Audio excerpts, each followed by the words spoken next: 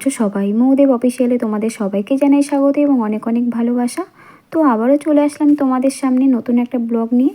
তো এখন ঘড়িতে বাজে 7:30। তো সবাইকে জানাই গুড মর্নিং। তো সবার সকালটা খুব খুব ভালো কাটুক।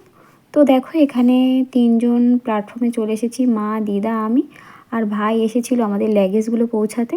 তো আমরা 3জন যাব। তো কোথায় যাব সবটাই তোমাদের সাথে শেয়ার করব। তো এখন ট্রেনের জন্য অপেক্ষা করছি। তো চলো পৌঁছে গিয়ে আবারও কথা হচ্ছে তোমাদের সাথে।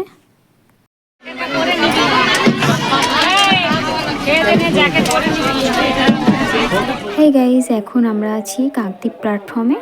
তো 3জন প্ল্যাটফর্মে নেমে পড়েছি, দেখতেই পাচ্ছ। তো চলো সামনের দিকে এগিয়ে গিয়ে কথা হচ্ছে।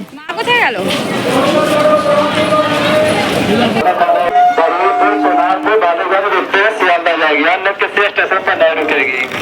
তো তোমরা বুঝতেই পেরে গেছো যে আমরা কোথায় যাচ্ছি। হ্যাঁ, যেটা ভেবেছো সেটাই ঠিক, গঙ্গাসাগর মেলায় যাব। তো চলো এখান থেকে মা যাবে টিকিট কাউন্টারে টিকিট কাটতে, লাগেজগুলো এক সাইড করে রেখে। তো আমি দাঁড়িয়ে থাকবো, মা এখন যাবে ভেসেলের টিকিট কাটতে। তো চলো ব্লগটা দেখতে থাকো।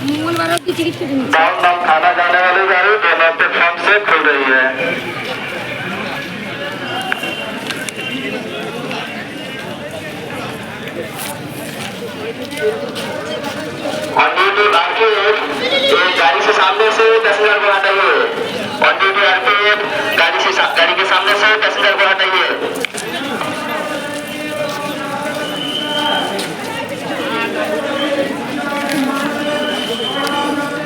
কথায় বলে সব তীর্থ বারবার, গঙ্গা তীর্থ একবার। তো জানি না কথাটা কেন বলে, কিন্তু আমার অনেক দিন থেকেই ইচ্ছা ছিল যে গঙ্গাসাগরে যাব, কি আছে ওখানে। তো নতুন একটা এক্সপিরিয়েন্স হবে। তো চলো দেখাই যাক। আর এতটাই রোদ, আমি ক্যামেরার দিকে তাকাতেই পাচ্ছিলাম না। তো দেখো যে ট্রেনটা এসেছিলাম সেই ট্রেনটা বেরিয়ে যাচ্ছে।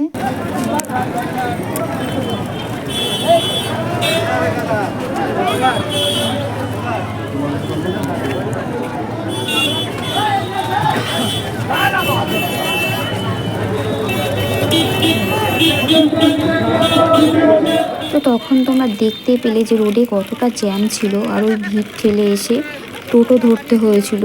তো তখন প্রচণ্ডই ভিড় ছিল, ওই ভিড়ের মধ্যে লাগেজ নিয়ে মা দিদাকে নিয়ে উঠেছিলাম। সত্যি একটা অন্যরকম পরিস্থিতি ছিল। তো সেটা তোমাদের সাথে শেয়ার করতে পারিনি। তো যাই হোক, মা একা একা দেখো লাগেজগুলো টেনে নিয়ে যাচ্ছে, তো আমাকেও নিতে হবে। আর এখান থেকে আরও অনেকটা রাস্তা হাঁটতে হবে, হেঁটে গিয়ে তারপর ভেসেলের ঘাট। তো চলো পৌঁছে গিয়ে কথা হবে। অনেকটা রাস্তায় হেঁটে আসার পর ফাইনালি ঘাটে এসে পৌঁছালাম। এসে দেখে একটা ভেসেল দাঁড়িয়ে ছিল। তো এই ভেসেলটাতে উঠে গেলাম 3জন। তো এসেও দেখি সিট ফাঁকা নেই, দাঁড়িয়ে থাকতে হলো। তো এতটাই কষ্ট, অনেকটা রাস্তা হেঁটে এসেছি। সত্যি খুবই কষ্টকর। গঙ্গাসাগরে আসা মানে না আসলে বোঝা যেত না যে মানুষ এতটাই কষ্ট করে আসে। তো চলো একেবারে পুরো গঙ্গাসাগর মেলায় পৌঁছে গিয়ে তোমাদের সাথে কথা হবে।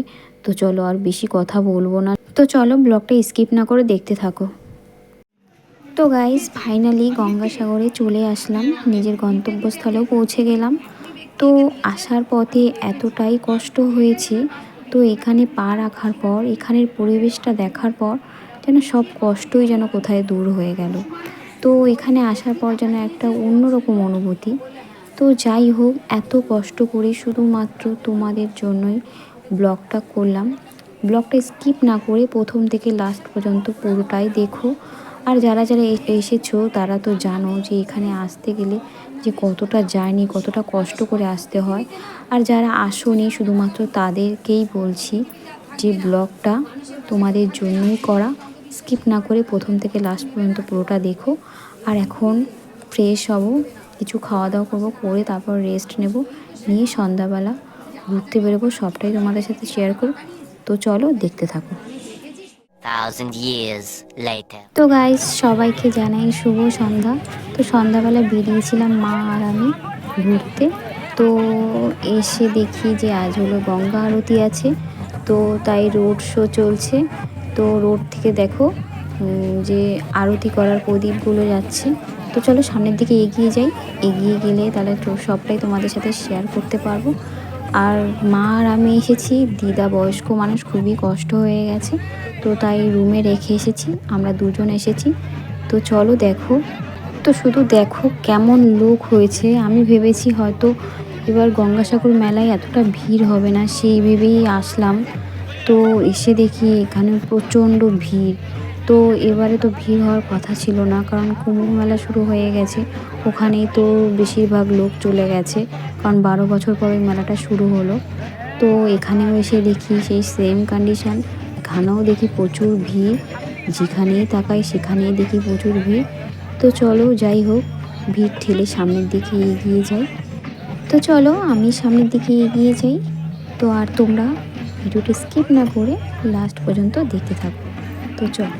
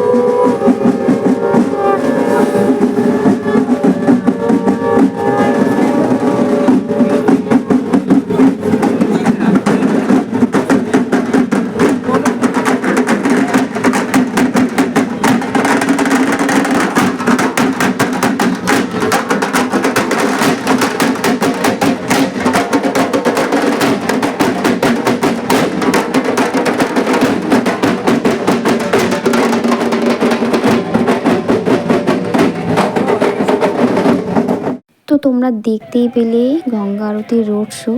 তো সত্যি অপূর্ব একটা দৃশ্য চোখের সামনে দেখলাম। তো সন্ধ্যাবেলা না আসলে এত সুন্দর দৃশ্য দেখতে পারতাম না, বা তোমাদের সাথে শেয়ার করতে পারতাম না। তো কেমন লেগেছে কমেন্টে অবশ্যই জানিও। তো ওই যে সামনে দেখতে পাচ্ছ, সামনের দিকে আমি হেঁটে হেঁটে যাচ্ছি, তোমাদের সাথে মন্দিরের যে চূড়াটা ওটা শেয়ার করব। তো এত ভিড়ের মধ্যে তো আর এত চারিদিকে এত লোকজন, তো অতটা দেখা যাচ্ছে না, সামনে ক্যামেরার সামনে শো করছে না। এখান থেকে কিছু পা হেঁটে গেলেই সামনে আছে গঙ্গা মায়ের মন্দির। তো সোজাসুজি 3টে চূড়া দেখা যাচ্ছে। তো দেখো, ওটাই হলো গঙ্গা মায়ের মন্দির। তো এখানে বেশিক্ষণ থাকবো না, এখান থেকে ডিরেক্ট রুমে চলে যাব। তো সারাদিন যা জার্নি করেছি সেটা তোমরা জানো, তোমাদের সাথে শেয়ার করেছি। তো আর বেশিক্ষণ কথা বলবো না, আজকের ব্লগটা এখানেই শেষ করব। আর আজকের ব্লগটা কেমন লেগেছে কমেন্টে অবশ্যই জানিও। দেখা হবে নেক্সট ব্লগে। ততক্ষণে সবাই সুস্থ থাকবে, ভালো থাকবে। তো চলো আজকের মতো টাটা সবাইকে, গুড নাইট। আর হ্যাঁ, আমার ব্লগটা যদি ভালো লেগে থাকে কমেন্টে অবশ্যই জানাবে, আর আমার চ্যানেলটা সাবস্ক্রাইব করে পাশে থেকো।